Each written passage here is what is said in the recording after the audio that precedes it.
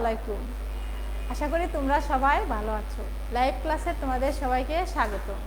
গত ক্লাসে আমি ষষ্ঠ শ্রেণীর বাংলাদেশ ও বিশ্ব পরিচয়ের পাঠ 3 ও 4 পড়িয়েছিলাম হচ্ছে তোমাদের সমাজ বিকাশের বিভিন্ন স্তর। সমাজ বিকাশের আজকেও তোমাদের সমাজ বিকাশের বিভিন্ন স্তর নিয়ে আলাদা আবার ধাপ রয়েছে, সেগুলা নিয়ে তোমাদের সামনে আলোচনা করব। দেখো, সমাজ বিকাশের বিভিন্ন স্তরে প্রথমে রয়েছে কৃষিভিত্তিক সমাজ।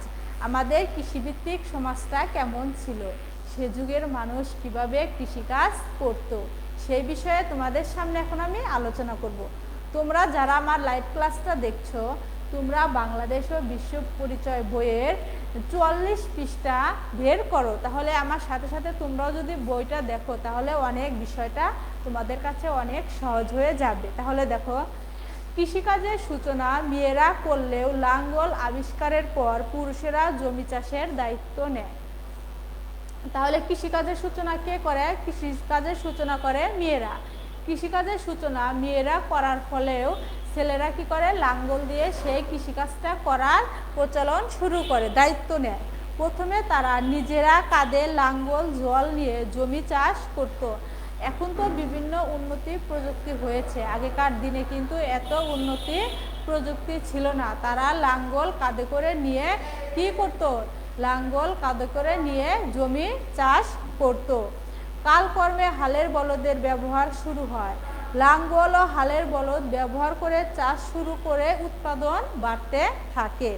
যেসব অঞ্চলে বন্যা হতো, জমিতে পলি পড়তো, সেসব জমিতে গম ও বার্লির বীজ ছিটিয়ে দিত। এখন কি জমিতে কি হচ্ছে? অনেক বর্ষার মধ্যে অনেক পলি মাটি জমছে, আর এই পলি মাটির ফলে কি হয়? ফসল আরো ভালো হয়। এসব অঞ্চল ছিল নীল নদের তীরে, সিন্ধু উপত্যকা ও টাইগ্রিস ইউফ্রেটিস নদীর অববাহিকা। সেই যুগে পশ্চিম এশিয়া আফ্রিকায় প্রচুর পরিমাণ বৃষ্টি হতো, তাই কৃষিকাজ এসব অঞ্চলে ধীরে ধীরে বিস্তার লাভ করে। ফলে আফ্রিকা, ইউরোপ, এশিয়া ছড়িয়ে পড়ে এবং পশুপালনের প্রয়োজনীয়তা আরও কি হয়? বেড়ে যায়। কৃষিকাজের মধ্যে দিয়ে সমাজ জীবনে ও সভ্যতার উন্নতি হতে থাকে। কৃষিকাজের উপযোগী স্থানে লোক সংখ্যা বৃদ্ধি পায়। যেখানে কৃষিকাজ করা যায় সেখানে কি পায়? লোকজন বৃদ্ধি পায়, সেখানে লোকজন জনবসতি গড়ে তোলে। মানুষ স্থায়ীভাবে এক স্থানে বসবাস শুরু করে, মানে যেখানে তারা ফসল ফলায় সেখানে তারা মানুষ স্থায়ীভাবে বসবাস শুরু করে। কৃষিকাজের মাধ্যমে খাদ্য সংস্থান আরও নিশ্চিত করে। আর কৃষিকাজ করে মানুষ কি করে? ধান, গম এগুলা উৎপাদন করে, বিভিন্ন ফসল উৎপাদন করে, আর তার ফলে মানুষের খাদ্য সংস্থান বেড়ে যায়। এই সমাজের উদ্বৃত্ত ফসল অবসর জীবনযাপনকারী শ্রেণীর উদ্ভব করে। এদের মধ্যে কেউ কেউ ব্যবসা বাণিজ্য অংশগ্রহণ করে এবং নগর জীবনের বিকাশের ভূমিকা রাখে।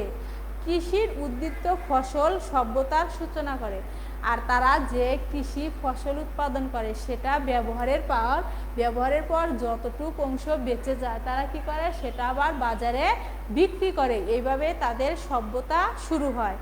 এ কারণে বলা হয় সভ্যতা হচ্ছে কৃষির অবদান। কৃষির অবদান কি? সভ্যতা, মানে যুগ চেঞ্জ হয়, তাদের কাজের ধরনও আস্তে আস্তে চেঞ্জ হয়। এতক্ষণ আমরা পড়লাম কৃষিভিত্তিক সমাজ, এখন পড়ব শিল্পভিত্তিক সমাজ। আমাদের শিল্পভিত্তিক সমাজ ব্যবস্থাটা কেমন? ইউরোপের মধ্যযুগের শেষ দিকে কৃষিক্ষেত্রে গুরুত্বপূর্ণ উন্নয়ন ঘটে। জ্ঞান বিজ্ঞানের প্রতি মানুষের আকর্ষণ বেড়ে যায়। মানুষ কি করে? আস্তে আস্তে কৃষিকাজ করতে শেখে, তারপরে কিভাবে জ্ঞান বিজ্ঞানের প্রতি মানুষের আকর্ষণও বেড়ে যায়। ইউরোপের মানুষ আবিষ্কার করে প্রাচীন গ্রিস এবং রোমের জ্ঞান বিজ্ঞানের ঐতিহ্য। এটি ইউরোপের নবজাগৃত বা রেনেসাঁ নামে পরিচিত। এ সময় ইউরোপের মানুষ বেরিয়ে পড়ে অজানাকে জানতে, পৃথিবীকে আবিষ্কার করতে, মানে তাদের জ্ঞান কি করতে থাকে? বাড়াতে থাকে। 1492 সালে কলম্বাসে পৌঁছে গেলেন আমেরিকায়। তাহলে কলম্বাস কত সালে আমেরিকায় পৌঁছে যায়? 1492 সালে। 1685 সালে নিউটন তুলে ধরেন এক যুগান্তকারী আবিষ্কার, মাধ্যাকর্ষণ। এভাবে শুরু হয় একের পর এক বৈজ্ঞানিক আবিষ্কার। 18 শতকে ইংল্যান্ডে পরিচালিত ইঞ্জিন আবিষ্কার হলে উৎপাদন ব্যবস্থা বিপ্লবের সূচনা হয়। এই বাষ্পীয় ইঞ্জিনের ধারণা কাজে লাগিয়ে বিজ্ঞানীরা পরপর আবিষ্কার করেন সুতা কাটার মাকু বা স্প্রিং মেশিন, যান্ত্রিক তাঁত ও বাষ্পচালিত জাহাজ ও রেলের ইঞ্জিন। এ সময় বিদ্যুৎ আবিষ্কার হয়। আর স্টিম টারবাইন নামে বিশেষ ধরনের বাষ্পীয় ইঞ্জিন দিয়ে কি করা হয়? বিদ্যুৎ উৎপাদন করা হয়। এভাবে একদিকে বড় বড় শিল্প কারখানা উৎপাদন শুরু হয়, অন্যদিকে দ্রুতগামী জাহাজ ও রেলে ব্যবসা বাণিজ্য ও যোগাযোগের বিস্তার ঘটে। এভাবে সূচনা হয় কিসের? শিল্প বিপ্লবের। শিল্প বিপ্লব শুরু হয়েছিল ইউরোপে, প্রতীকী ছিল ইংল্যান্ড। শিল্প বিপ্লব কোথায় শুরু হয়েছিল? শিল্প বিপ্লব শুরু হয়েছিল ইউরোপে। এটা কিন্তু তোমাদের নৈবিত্তিক প্রশ্ন আসতে পারে। 18-19 শতকে কয়লা, গ্যাস, পেট্রোল ও বিদ্যুতের ব্যবহার শুরু হয়।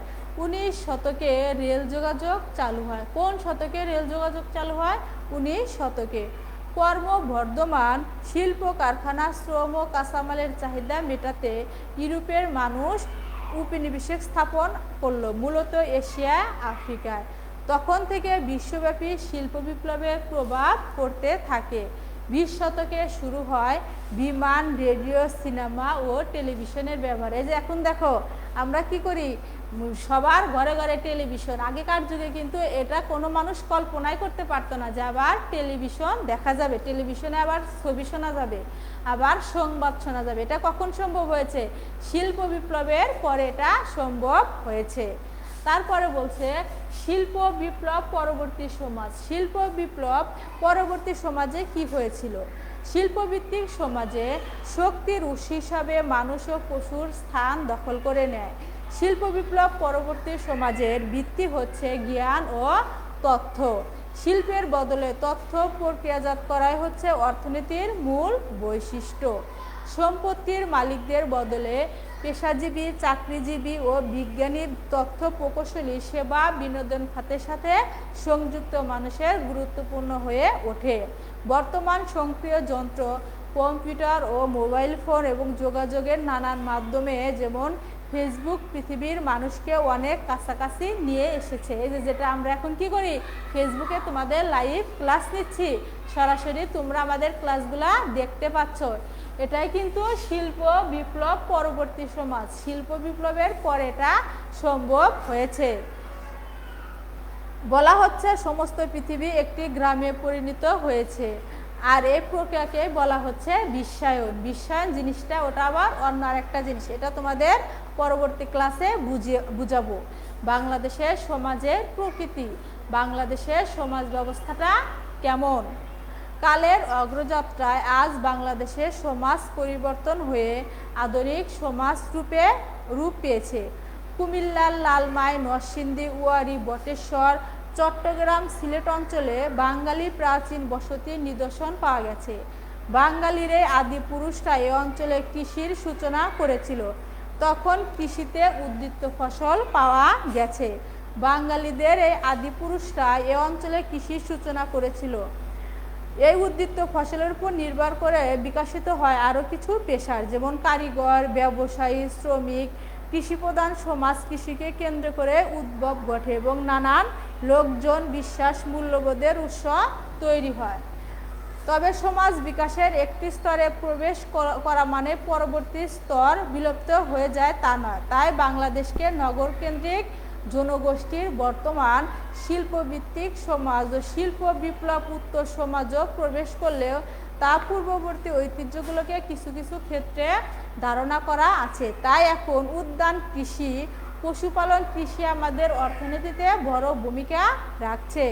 যদি স্বাধীনতার পূর্বকালে পাকিস্তানি শাসকদের অবহেলার কারণে শিল্পের বিকাশ ঘটেনি, কিন্তু স্বাধীনতার পর বাংলাদেশের কৃষি উৎপাদন বহুগুণে বৃদ্ধির পাশাপাশি ব্যাপকভাবে শিল্পের প্রসার ঘটে। ঢাকা, চট্টগ্রাম, খুলনার মতো শহরগুলোতে বড় আকারের শিল্প ও বড় বড় প্রতিষ্ঠান গড়ে উঠেছে। তবে বর্তমানে শিল্প বিপ্লব উত্তর যুগে তথ্য প্রযুক্তির ব্যাপক উৎকর্ষণের ফলে বাংলাদেশও যোগ দিয়েছে ডিজিটাল বিপ্লবে। এখন বাংলাদেশের প্রশাসনিক, শিক্ষা, সামাজিক, সাংস্কৃতিক ক্ষেত্র সহ মানুষের দৈনন্দিন জীবনে ব্যবহৃত হচ্ছে ইন্টারনেট, সফটওয়্যার, নেটওয়ার্কিং সহ নানান মাত্রার প্রযুক্তি জ্ঞান। তাহলে শোনো, আজকে আমরা আলোচনা করলাম কৃষিভিত্তিক সমাজ কেমন ছিল, শিল্পভিত্তিক সমাজ কেমন ছিল এবং শিল্প বিপ্লব পরবর্তী সমাজ কেমন ছিল।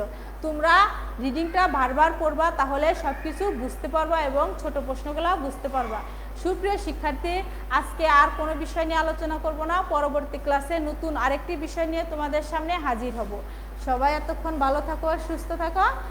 খোদা হাফেজ। আসসালামু আলাইকুম।